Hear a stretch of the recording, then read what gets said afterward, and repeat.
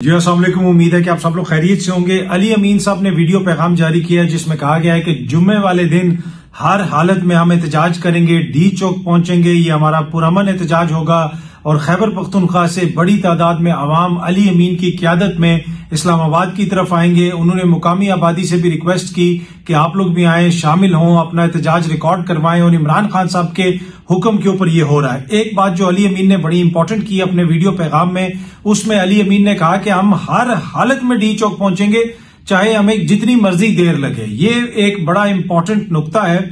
ये वो चीज है जिसके हवाले से इमरान खान साहब ने उनको कहा और खसूसी तौर पर हिदायत दी कि आप पहले क्यों वापस छोड़ के चले गए थे, अब आपने हर हालत में वहां पे पहुंचना है।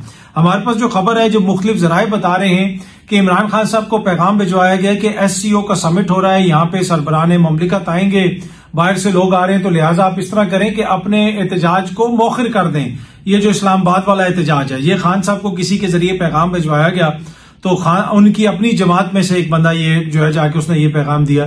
तो खान साहब ने आगे से उनसे कहा कि आप आईनी जो तरमीम वाला मामला है उसको 25 अक्टूबर के बाद कर दें, वो मामला आगे चले जाएगा तो हम भी अपना एहतजाज आगे कर देते हैं। लेकिन हुकूमत की ख्वाहिश है कि वो जो आईनी तरमीम है उसका फौरी हल को निकाला जाए, फौरन वो आईनी तरमीम की जाए। और उस आईनी तरमीम के लिए नवाज शरीफ साहब भी पूरा जोर लगा रहे हैं, जरदारी साहब भी लगा रहे हैं, बिलावल साहब भी लगा रहे हैं। और बिलावल साहब ने आज सहाफियों से मुलाकात भी की और उस मुलाकात में बिलावल ने बताया कि हमें खदशा है कि अगर मामला 25 अक्टूबर से आगे चला गया तो फिर वो आईनी तरमीम नहीं हो सकेगी।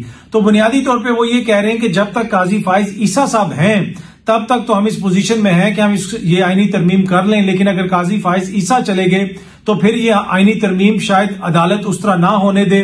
इस आईनी तरमीम के हवाले से बहुत ज्यादा रिजर्वेशंस का इजहार किया जा रहा है। वकला जो बरादरी है वो भी अपने तहफुजात का इजहार कर रही है। अब मैं एक आपको खबर भी देता चलूं। खबर यह है कि अगले 1-2 दिनों के अंदर आपको नजर आएगा कि वकला के जो है आपको मुतारिक होते हुए नजर आएंगे। 2 से 3 दिन के अंदर आगे आपको हलचल नजर आएगी और वकला इसको बड़े पैमाने के ऊपर इसके खिलाफ आपको बोलते हुए नजर आएंगे। और इसमें हो सकता है कि वो लोगों को दावत भी दें कि आए, आके आप खिताब करें। वो किसको दावत देंगे ये तो जब वो देंगे तो पता चल जाएगा। और उसके अलावा कन्वेंशन भी होंगे और मुख्तलिफ जो है स्टेटमेंट्स वगैरह भी आएंगी। तो वकला जो बरादरी है उनकी जानिब से इस तरमीम की भरपूर मुजामत की जाएगी। एक सेगमेंट की तरफ से कुछ लोग जो हैं वो इसके हक में हैं, वो ये कह रहे हैं कि जी ये तरमीम होनी चाहिए। लेकिन सबसे बड़ी जरूरत अगर ये तरमीम इस वक्त किसी की बनी हुई है तो वो आपको पता है कि इस हुकूमत की है और बिलावल साहब की ख्वाहिश है।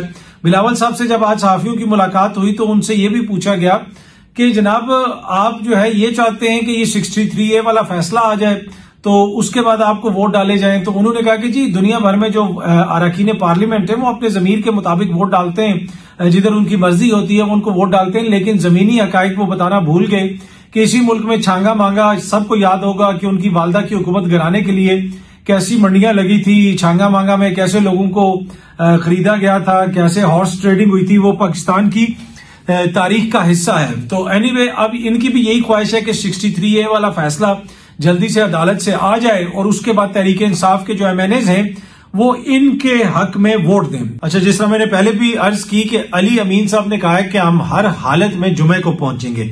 ये बुनियादी तौर पे इमरान खान साहब का काउंटर प्लान है, इसको समझना बड़ा जरूरी है। इस खबर को, ये मैं आपको खबर दे रहा हूं, हुकूमत का प्लान ये है कि जल्दी से ये फैसला आए, कल आ जाए, परसों आ जाए और उसके बाद जनाब मामलात को इकट्ठा किया जाए, लोगों को तोड़ा जाए और वोटिंग वगैरह करवाई जाए। इस वक्त आपको पता है कि हम अक्टूबर के पहले हफ्ते में तो आ गए हैं और अगले हफ्ते तक, अगर आपको पता है कि उससे अगले हफ्ते तक इन्होंने अपना काम मुकम्मल करवाना है। तो इसी वजह से इमरान खान साहब ने उसका काउंटर प्लान ये बनाया कि हर हालत में जुम्मे को एहतजाज हो, ताकि जुम्मे को फिर डी चौक इनको बंद करना पड़े, कौमी असेंबली की तरफ कोई ना जा सके, वीकेंड पे किसी किस्म का कोई इजलास ना हो सके और जो है उधर हुकूमत जो है थोड़ा सा प्रेशर भी फील करे, फिर बाहर से भी लोग आ रहे हैं। तो ये सारी चीज को अपने एडवांटेज के लिए इस्तेमाल करने के लिए इमरान खान साहब ने कहा है कि जुम्मे वाले दिन हर हालत में आपने डी चौक पहुंचना है।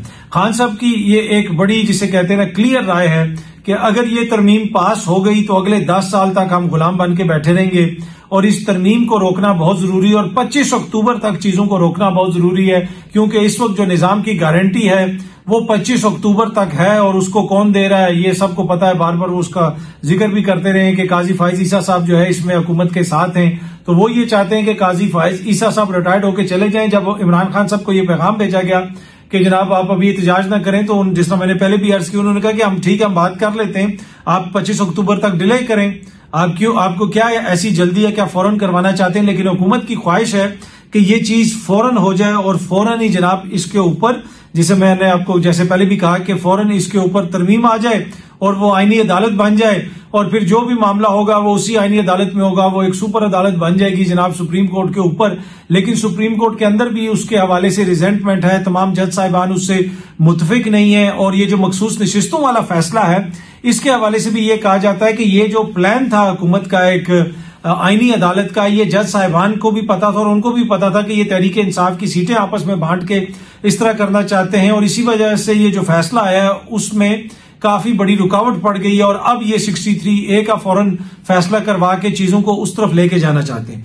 अच्छा, आज एक और चीज भी हुई, वो बड़ी इंटरेस्टिंग है, नवाज शरीफ साहब की स्पीच, उसके ऊपर भी मैं आता हूं। लेकिन अली जफर साहब ने आज जेल में इमरान खान साहब से मुलाकात की है, जिस वक्त मैं ये वीडियो बना रहा हूं, अब से कुछ देर पहले ही खबर आ रही थी कि उनकी खान साहब से मुलाकात हुई है, और वो मुलाकात करके वहां से निकल आए हैं, और खान साहब से उन्होंने मुशावरत की है कि जनाब इस बेंच के सामने हम पेश हों या नहीं हों। खान साहब ने उनको यही कहना है कि जनाब इस बेंच के ऊपर आप अदम एतमाद का इजहार करें, ये इल्लीगल बेंच है। अब बड़ा क्वेश्चन अभी भी वहीं पे है कि आइन और कानून कहता है कि 3 रुकनी कमेटी बनेगी, और 3 रुकनी कमेटी बैठ के जो है वो फैसले करती है, बेंच बनाती है। लेकिन ये 2 बंदे बैठ के जो है बेंच बना रहे हैं, 2 मोअज़्ज़िज़ जज साहबान बैठ के बेंच बना रहे हैं, तो इसके ऊपर एक बहुत बड़ा सवालिया निशान है कि क्या ये लीगल है, क्या ये जायज है। ये वो नुकता है जो बार बार तहरीक इंसाफ भी उठा रही है, और खान साहब भी उठाएंगे, उनसे जो बात हुई होगी अली जफर साहब की, यकीनन उन्होंने इसके ऊपर भी बात की होगी, और काजी साहब के ऊपर अदम एतमाद का इजहार तो यकीनन उन्होंने किया होगा। अब देखते हैं कि अली जफर साहब किन अल्फाज में आके उस अदम एतमाद का इजहार करते हैं, इसलिए कि वो उतने खुल के बात नहीं करते जिस तरह आज मुस्तफैन काजमी साहब ने दिन के वक्त वहां पे अदम एतमाद का इजहार किया। बड़े 2 टोक अल्फाज में उन्होंने मोअज़्ज़िज़ चीफ जस्टिस साहब के हवाले से कहा कि उनको उसके ऊपर जो बेंच है उसके ऊपर एतमाद नहीं है, और उनको उस सारे अमल के वो ये समझते हैं कि वो फेयर और आईनी अमल नहीं है। अच्छा जी, नवाज शरीफ साहब ने आज काफी दिनों के बाद स्पीच की, एक तकरीब थी, और उनकी स्पीच सुन के अगर एक वर्ड में अगर आप कहें तो मायूस कुन, मतलब इंतहाई मायूस कुन उनकी स्पीच थी। एक बंदा जो इतनी दफा वजीर आजम रह चुका हो, अगेन अपना ही उन्होंने गिरिया किया, अपना नोहा सुनाया कि ये है, मुझे क्यों निकाला, मुझे वो हुआ, ये हो गया, वो हो गया, ये कहता था, ऐसे बंदों से ज्यादा सख्ती होनी चाहिए। तो कहीं पे भी वो ना डेप्थ नजर आई, ना वो नजर आया, और दूसरी तरफ शायद वो फ्रस्ट्रेशन भी हो, क्योंकि आप खबर आ रही थी, आज ही एक्सप्रेस न्यूज भी रिपोर्ट कर रहा था, दीगर मीडिया भी रिपोर्ट कर रहा था कि नवाज शरीफ साहब ने जो बैरून मुल्क जाना था, अब ये तरमीम के मसले की वजह से जनाब उनका दौरा भी थोड़ा सा, जिसे आप कहते हैं कि वो उनको मौखर करना पड़ रहा है। अब वो पहले तरमीम मंजूर करवाने की कोशिश की जाएगी, और उसके बाद वो लंदन जाएंगे। इस हवाले से कहा जा रहा है कि वहां से वो अमरीका भी जाएंगे, अमेरिका में भी उनकी किसी से मुलाकात है। पर एनीवे, नवाज शरीफ साहब की जो तकरीर थी वो इंतहाई एक, जिसे आप कैसे आमियाना किस्म की, उसको अगर आप बहुत पोलाइटली कहें, उसमें पॉइंट्स थे, कोई उसमें ऐसी चीज नहीं थी, कोई ऐसी डेप्थ नहीं थी उसके अंदर, वही बातें, मुझे क्यों निकाला, ये वो, मतलब वो उससे आगे चीजें नहीं बढ़ सकी।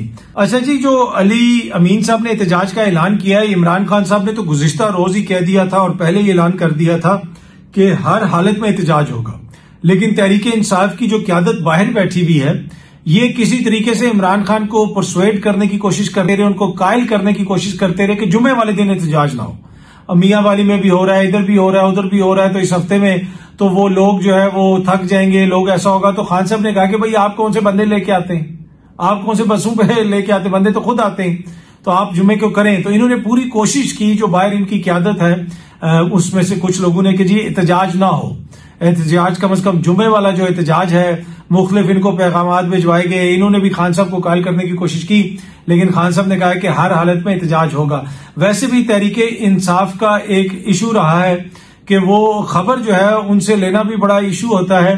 अगर आपको मिसाल के तौर पे हुकूमत से खबर लेनी हो, नून लीग के किसी बंदे से राब्ता करें तो वो बड़ी आसानी से आपको खबर दे देते हैं, बता भी देते हैं। जो चीज होती है वो एज ए पॉलिटिकल वर्कर जो है वो एक बड़ी आपको बता देंगे कि ये हम करना चाह रहे हैं, ये वो कुछ चीजें वो ऑफ द रिकॉर्ड बता देंगे। इसी तरह पीपल्स पार्टी के दोस्त भी बता देते हैं। लेकिन तहरीक इंसाफ के लोगों को एक खास किस्म का एक मर्ज है कि वो अगर उनसे कोई बात पूछो तो वो पहले उसमें उससे ये ढूंढते हैं कि मेरे बारे में बाहर क्या कहा जाएगा, मेरी कैसे प्रोजेक्शन होगी, मुझे कैसे अजीम साबित किया जाएगा। तो अजब वो उनकी इमेच्योर किस्म की जो है ना उनकी वो चीज नजर आती है। और वैसे भी सहाफती सर्कल्स में कहा जाता है कि ये लोग मतलब इंतहाई बेदीद किस्म की इनकी जो है ना वो क्यादत है, जो इस वक्त उनमें से सारे तो नहीं, कुछ तो बड़े अच्छे हैं, और लेकिन बाहर जो क्यादत है वो इंतहाई बेदीद किस्म की, और जिसे कहते हैं ना आंखें माथे पे रख लेना। और वो इसी किस्म के खान साहब को भी जाके लोलो पोचो देते रहते हैं और खुद टार्जन बनने की कोशिश, खुद हीरो बनने की कोशिश करते रहते हैं। इनकी जब हुकूमत थी उस वक्त भी इनका यही इशू था, लेकिन उस वक्त भी कुछ लोग इनके ऐसे थे कि उनसे जब भी आप इंफॉर्मेशन लेना चाहो, इसलिए कि कुछ लोग होते हैं उन्होंने नौकरियां लेनी होती हैं, कुछ ने प्लॉट लेने होते हैं, कुछ हमारे जैसे साफी होते हैं उन बेचारों ने सिर्फ खबर ही लेनी होती है। तो उस दौर में भी कुछ इनके ऐसे लोग थे काबीना के अंदर जो सहाफियों को अप टू डेट भी रखते थे, रात को भी लेट नाइट भी आपको खबर दे देते थे। हर हुकूमत में ऐसे लोग होते हैं, लेकिन मेजॉरिटी इस वक्त जो इनके आगे पीछे आपको बाहर नजर आते हैं वो इंतहाई नामुनासिब किस्म की जो है ना उनकी वो ट्रेनिंग है फॉर सम रीजन पॉलिटिकल। पर एनीवे ये उनका मसला है। तो पर खबर यही है जनाब के इमरान खान साहब को कायल करने की कोशिश की गई, बड़े बुरे तरीके से उनको कहा गया कि ये हो जाएगा वो हो जाएगा, लेकिन वो कायल नहीं हुए और उन्होंने कहा कि जुम्मे को ही एहतजाज होगा।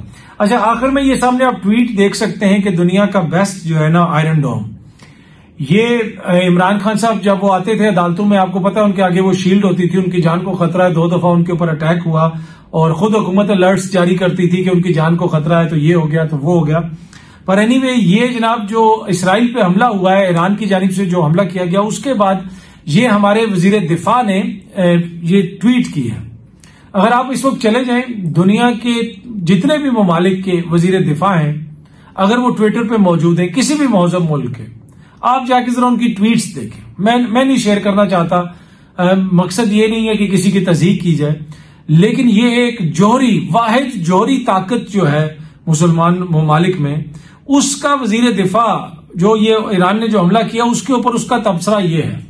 इससे आप अंदाजा लगा लें कि हम कितने बड़े अलमिये से गुजर रहे हैं कि क्या ये रवैये मुनासिब हैं, क्या ऐसे हुकूमतें चलाई जाती हैं, क्या ऐसे जो है आप दुनिया को अपना पैगाम देते हैं। पर एनीवे ये हमारे वजीर दिफा की जो है वो ट्वीट है और ये वो बता रहे हैं कि जनाब ये बेहतरीन दिफाई निजाम है।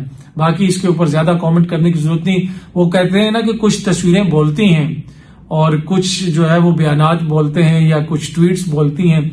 ये जो इनके जो हरकत हैं, इनकी जो ट्वीट्स हैं, इनकी जो आइन में तरामीम की कोशिशें हैं, ये सारी चीजें बोल नहीं रही हैं, ये चीख रही हैं। और जनाब जी अवाम की चीखें तो पहले निकली हुई थी, लेकिन अलबत्ता ये जब मैंने देखा अपने वजीर दिफा का कि ये ट्वीट, तो मैंने कहा कि अब इसके ऊपर हम क्या जाके दानिशवरी करें और अब क्या दुनिया को बताएं कि दुनिया की वाहिद जो इस्लामिक जोहरी ताकत है उसका वजीर दिफा जो है माशाल्लाह कितने संजीदा तबसरे कर रहा है पूरी इस सूरत हाल के ऊपर। बहुत जल्दी आप सब दोस्तों से दोबारा मुलाकात होगी। Thank you very much.